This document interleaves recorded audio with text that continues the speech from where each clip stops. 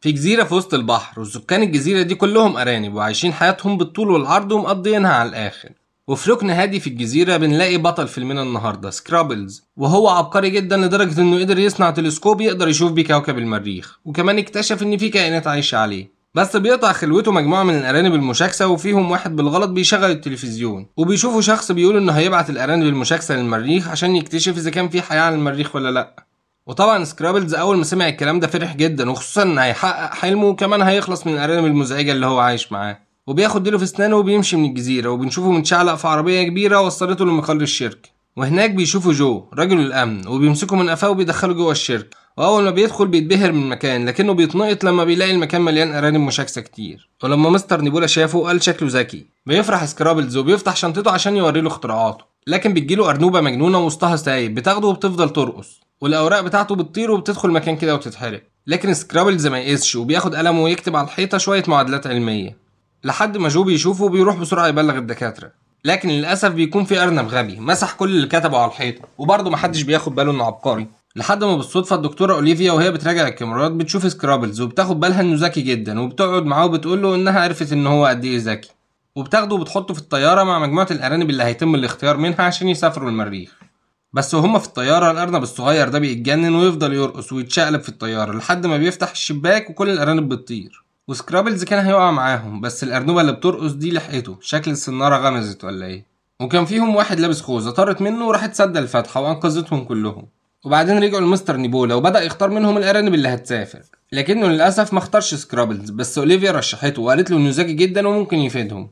وفعلا اختار سكرابلز عشان يسافر معاهم المريخ، وهي فرحت جدا وقالت له انها كان نفسها هي كمان تروح معاه. فسكرابلز بياخدها من ايديها ويدخلها مكتبها وبيروح على التلسكوب اللي موجود فيه وبيعمل فيه شويه تعديلات وبيخليها تقدر تشوف المريخ، وبتشوف ان فيه كمان كائنات حيه بتتحرك عليه. فبتروح بسرعه لمستر نيبولا عشان تبلغه باللي شافته، لكن بتتفاجئ بردة فعله وانه ما بيكونش مبسوط. وكمان بيمنع سكرابلز من السفر، وبيؤمن جو انه ياخده معاه ويجمده بسلاح التجميد، لكن بيصعب عليه وما بيرضاش. وبتاخده دكتوره اوليفيا وبتلبسه نظارات بتاعه ارنب من اللي كانوا هيسافروا المريخ وبتبدله مكانه، ومحدش بياخد باله وبيحطوه معاهم على السفينه، والصاروخ بينطلق بيهم لرحلتهم للمريخ. وبتروح اوليفيا المكتب بتاع نيبولا وبتفتح الكمبيوتر الخاص بيه، وبتعرف ان جهاز الاستصلاح اللي بعته معاهم على المكوك هو عباره عن قنبله وعايزها تفجر المريخ عشان يقدر يعمل مناخ مناسب للبشر عشان تقدر تعيش فيه هناك، لكن بكده هيكون موت كل الكائنات اللي عايشه على المريخ مع علمه بوجود حياه عليه.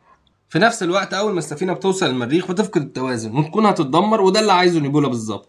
لكن اوليفيا بتتواصل مع سكرابلز وبتقول له ان لازم يقود السفينه وينزل بيها على المريخ سليمه، وان مش مشكله انه يكشف نفسه. وبطريقه ذكيه وريت له رسمه فهم منها ان السفينه عليها قنبله، وبيبان طبعا على وش مستر نيبولا انه اتضايق جدا. وفعلا بينجح سكرابلز انه يهبط بالسفينه مع شويه خسائر بسيطه، واول ما بينجح فريق العمل كله بيفرح، لكن مستر نيبولا بياخد اوليفيا ورا مصنع الكراسي يعمل معاها الجلاشه وبيحبسها. واول ما سكرابلز بيفتكر القنبله بيروح عشان يشوفها، لكن بيلاقي الارانب اللي معاه خدتها عشان تلعب بيها وخرجوا بره السفينه. وسكرابلز بياخد العربيه الاخيره ومعاه الارنب الصغير وبيلحقهم، والارنب الصغير بيفضل يرازي فيه لحد ما بيخليه يسوق، وبيعمل هو حته اكشن كده زي فيلم ميشن امبوسيبل، وبيقف على العربيه وبيطير عشان ينط على العربيه التانية، لكن الارنوبه اللي معاهم بتخبطهم والاتنين بيتشقلبوا كلهم وبيقعوا. وبيكون سكرابلز تحت العربيه والارانب بتعدي من جنبه ومحدش معبره، لحد ما الارنوبه بتروح له وتطلعه، ويكون الارنب اللي لابس خوذه سرق تليفون جو وعمال يتصور بيه، وبيقول لهم تعالوا ناخد سيلفي. بس وهم بيتصوروا ظهر في التليفون كائنات تانية، ولما لفوا وشافوهم طلعوا سكان المريخ. ولسه سكرابلز هيديهم التحيه مره واحده سابهم وقعد يصوت زي المجانين، وبيفتكر القنبله وبيجري عليها، لكن الارانب اللي معاه بيعطلوه وبيلعبوا بيها لحد ما بتطير لفوق وتنزل فوق الكائن الفضائي، وبيكون رئيس سكان المريخ وبيبلعها وبتنفجر في بطنه، وما بيحصلوش اي حاجه ولا كأنه واكل حته فسيخ وجاله شويه حموضه، لكنه فضل يكبر ويكبر ويكبر وفضل يلوش في كل اللي حواليه، ومهديش غير لما ارنب خبط جهاز البث من غير قصد وشغل مسلسل، والكائنات الفضائيه كلها اندمجت وفضلوا يتفرجوا عليه وهم مبسوطين. وفي الوقت ده كان نيبولا عمل لقاء تلفزيوني وقال عمليه الاستصلاح فشلت، والسبب في ده الارنب المشاكل سكرابلز، وان ليه شريكه معاه وهي اوليفيا، وقال ان عنده خطه تانية للاستصلاح. واول ما خلص اللقاء طرد المذيع وقال له ما اشوفش وش امك هنا تاني، وامر المساعدين يجهزوا صواريخ نوويه عشان يبعتها على المريخ ويكمل خطته.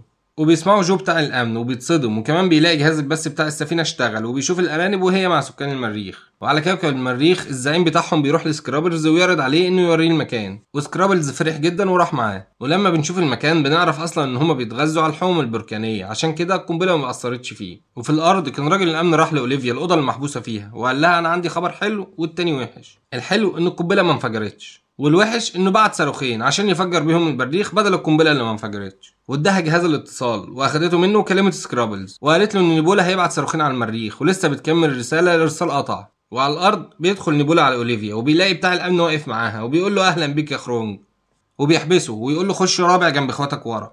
وبيتحرك سكرابلز بسرعه وبيحاول يصلح السفينه.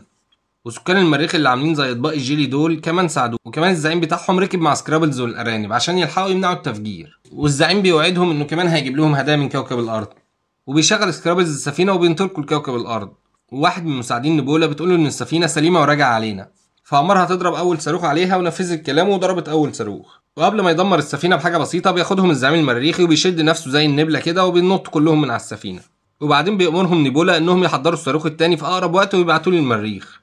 وبيكون سكرابلز والارانب وزعيم المريخ وصلوا الارض على الطريقه المريخيه، وبسرعه بيبعت الروبوتات بتاعته عشان تقبض عليهم، وبياخدوهم يحطوهم في الحجز مع اوليفيا وجو. وبيقول لهم والله يا جماعه انتم منورينا، وراح امر باطلاق الصاروخ.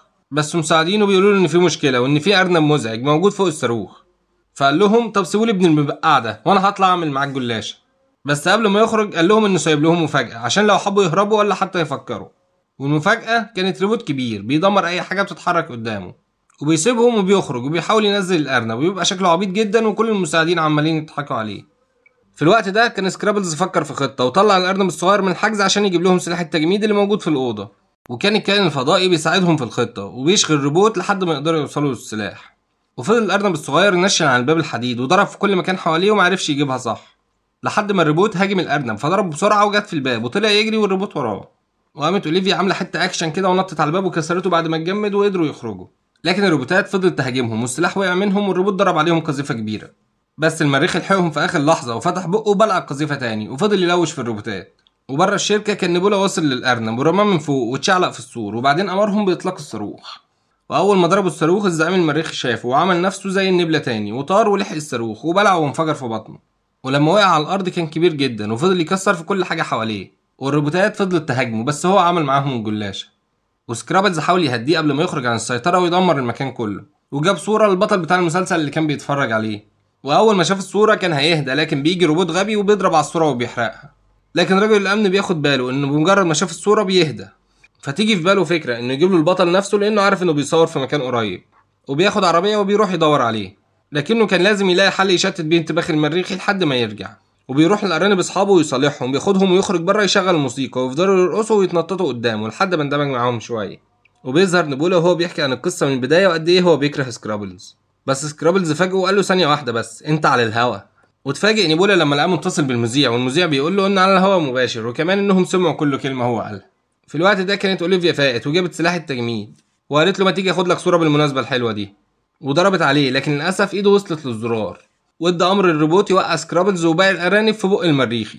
بس في اخر لحظه بيوصل بطل المسلسل، والمريخي اول ما بيشوف الممثل بيهدى وبيرجع زي ما كان، وسكرابلز بيروح لاصحابه وبيشكرهم عشان ساعدوه. وبيرجع سكرابلز على الجزيره بتاعته وسط الارانب المشاكسه وبياخد اصحابه كلهم معاه. وهناك بنشوف المريخي وهو بيكلم باقي سكان المريخ وبيقول لهم ان جاب لهم هدايا كتير وهيجي لهم قريب اول ما سكرابلز والدكتوره اوليفيا يخلصوا السفينه بتاعته اللي هيرجع بيها. وبنلاقي تمثال مستر نيبولا هناك وهو متجمد وكل الارانب عماله تنطط وترقص عليه، وسكرابلز بيروح ينضم لهم ويفضلوا يغنوا ويرقصوا مع بعض. وكده تكون نهايه فيلمنا الجميل، واشوفكم في فيلم جديد عن قريب باذن الله.